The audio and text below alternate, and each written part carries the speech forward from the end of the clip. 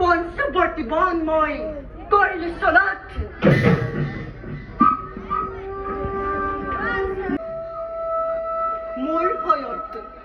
মোৰ ভয়ত সকল তপস্বীয়ে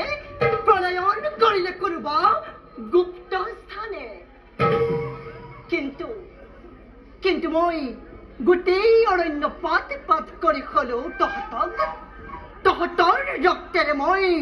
তহঁতৰ ৰক্তেৰে দূৰ কৰি মই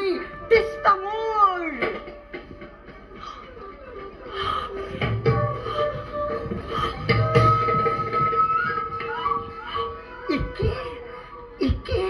পাইছো মই